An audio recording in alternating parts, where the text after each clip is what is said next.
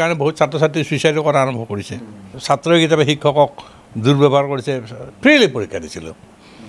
আৰু ফ্ৰীলি পৰীক্ষা দিছিলোঁ কি আৰু উইদাউট টেনশ্যন আমি এগৰাকী বিশেষ ব্যক্তি আমাৰ প্ৰিয় ব্যক্তি আমাৰে নহয় আচলতে অসম আৰু ভাৰতবৰ্ষৰ বহু প্ৰান্তৰ ব্যক্তিৰ প্ৰিয় ব্যক্তি পাঠক ছাৰৰ জীৱনৰ অলপ বিভিন্ন ধৰণৰ কথা আমি জনাৰ প্ৰয়াস কৰি আছোঁ এতিয়া মই অকণ পৰীক্ষাক লৈ কথা পাতিব বিচাৰিছোঁ সাপোজ আপুনি তৃতীয় শ্ৰেণীত আছিলে বা তেনেকুৱা আছিলে পৰীক্ষা আহিলে ভয় লগাটো আমাৰ স্বাভাৱিক ধাৰণা থাকে তো আপোনাৰ সন্মুখত পৰীক্ষা কি আছিলে পৰীক্ষাৰ বাবে প্ৰস্তুতি কেনেকুৱা আছিলে পৰীক্ষাক লৈ ভয় আছিল নে পৰীক্ষাৰ বাবে ভয় নহ'বলৈ আপুনি আগতীয়া প্ৰস্তুতি কৰিছিলে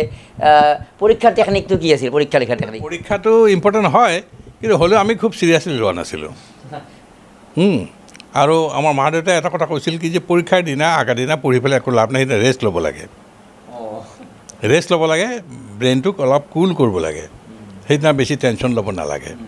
ঠিক আমাক এনেকৈ কৈছিল আৰু যিদিনা পৰীক্ষা থাকে হৈছে সেইদিনা সোনকালে শুবি সেইদিনা সোনকালেহে শুব দিয়ে যদি মই সদায় 11টাত শুওঁ সেইদিনা ক'ব যে তই 9টাতে শুবি মাহঁতৰ কিন্তু সেই ট্ৰেইনিংটো তেওঁলোকৰ বিভিন্ন কাৰণত আছিল মই দেখিছোঁ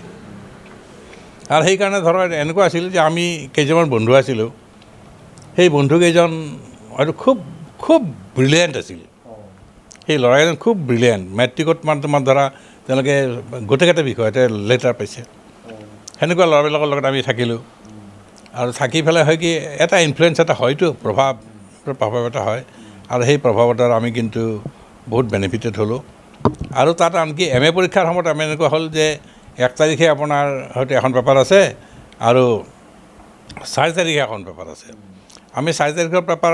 দিম এতিয়া মাজতে আমি 2 তাৰিখ বা 3 তাৰিখে চিনেমা এখনকে চাই লওঁ যাতে একদম ফ্ৰেছ থাকোঁ আমি যাতে কোনো টেনশ্যন নাথাকে মানে একদম যে খুচি বায়ুগ্ৰস্ত কিছুমান থাকে যে নাই চিনেমা নাপায় সেই টাইপৰ কথাবিলাক আমাৰ নাছিল নোহোৱাৰ কাৰণে আমাৰ হৈছে কি আমি খুব ফ্ৰীলি পৰীক্ষাটো দিছিলোঁ আৰু ফ্ৰীলি পৰীক্ষা দিছিলোঁ কি আৰু উইদাউট টেনশ্যন ষ্টুডেণ্ট এজনে আচলতে কি কৰা উচিত আচলতে কেনেকৈ প্ৰিপেয়াৰেশ্যন বা বহুতেতো কয় যে ষ্টুডেণ্ট মানে একদম বাইণ্ডিংছ আৰু মানে বান্ধোন সাংঘাতিক বান্ধোন তাই আপুনিতো ক'লে চিনেমা চাব গৈছিল বোলে বান্ধোনটো আপোনাৰ ক্ষেত্ৰত শিথিল দেখা পালোঁ আমি তো ষ্টুডেণ্ট এজনৰ বাবে কোনখিনি কথা প্ৰয়োজনীয় নাই ষ্টুডেণ্টখিনি তেওঁ বিষয়টোত সোমাইছেনে নাই আপোনাৰ আৰু তেওঁ যদি বিষয়টোত ভালকৈ সোমাইছে তাৰপিছত তেওঁ চিনেমা নাচাই it doesn't make a much difference হয় ন কথা কয় যে এই নাই এইটো কৰিছে মানে একদম হেৰি হ'ব পিতৃ মাতৃয়ে ল'ৰাৰ ওপৰত সেনেধৰণৰ জোৰ জুলুম আচলতে কৰাটো কিন্তু এইটো অনুচিত এতিয়াতো আৰু অধিক কৰিছে এতিয়া মানে এনি টাইম ৰাতিপুৱাৰ পৰা ইংলিছ মিডিয়ামৰ ষ্টুডেণ্ট কিতাপৰ সেইকাৰণে বহুত ছাত্ৰ ছাত্ৰী চুইচাইডো কৰা আৰম্ভ কৰিছে গতিকে কি কাৰণে হৈছে কি যে তেওঁৰ মনে নিবিচৰা কথাবিলাক তেওঁ জোৰ জবৰদস্তিকৈ কৰা হৈছে আৰু জোৰ জবৰদস্তিকৈ কোনো এটা শিক্ষা নহয় শিক্ষাৰ কাৰণে এটা মুক্ত এটা পৰিৱেশ এটা লাগে শিক্ষা বা সেই বিষয়টো সেই মানুহজনৰ কাৰণে বাৰ্ডেন হ'ব নালাগে এটা মানে জীৱনৰে এটা নেচাৰেল এটা মানে এলিমেণ্টছ হ'ব লাগে এটা প্লেজাৰ যে মই ৰিডিং বা ৰাইটিং ইজ মাই প্লেজাৰ এইটো হ'ব লাগে বা reading and writing is my burden এনে হ'ব নালাগে গতিকে সেই পৰিৱেশটো আমি সৃষ্টি কৰিব পাৰিছোঁ নে নাই সেই পৰিৱেশটো কেনে হ'ব পাৰে ছাৰ ধৰক এতিয়া মই অতি শ্ৰদ্ধাৰে কৈছোঁ ডক্টৰ হীৰেণ গোহাঁই ছাৰহঁতক বা আমাৰ প্ৰফেচাৰ ভৱেন বৰুৱা তেওঁলোকে কি কৰিছিলে আমি যেতিয়া ক্লাছ কৰি যেতিয়া আমি ধৰক আমি ওলাই আহিলোঁ কৰিডৰত তেতিয়া তেওঁলোকে ক'লে ব'লা দয়ানন্দ আমি একেলগে চাহ খাওঁ একেলগে আমি ছাৰসকলে আমাৰ চাহ কেণ্টিনত লৈ যাওঁ একেলগে চাহ খালোঁ আৰু গতিকে সেই পৰিৱেশটোত আমি পাইছোঁ আমি অতি শ্ৰদ্ধাৰে কথাখিনি কৈছোঁ যে সেই পৰিৱেশ কিন্তু আমাক তেখেতসকলে দিছে বা সেই পৰিৱেশ তেখেতসকলে ঠিক সেই পৰিৱেশৰ দ্বাৰাই তেওঁলোকো চলিছে কিন্তু আজিৰ পৰিৱেশ সেইকাৰণে মই বাৰে বাৰে কৈছোঁ কোন শিক্ষক কোন ছাত্ৰ কোনো তাৰ হেৰিয়ে নাই মানে সেই ছাত্ৰই কিতাপে শিক্ষকক দুৰ্ব্যৱহাৰ কৰিছে আৰু শিক্ষকে ছাত্ৰৰ প্ৰতি অনাদৰ এটা কৰিছে এই কথাবিলাক দেখিছোঁ কিন্তু সেই সময়ত কিন্তু এই কথাবিলাক নাছিল আৰু অমৰদত্ত ছাৰৰ ক্লাছত এনেকুৱা আছিল যে তেওঁ সময়মতে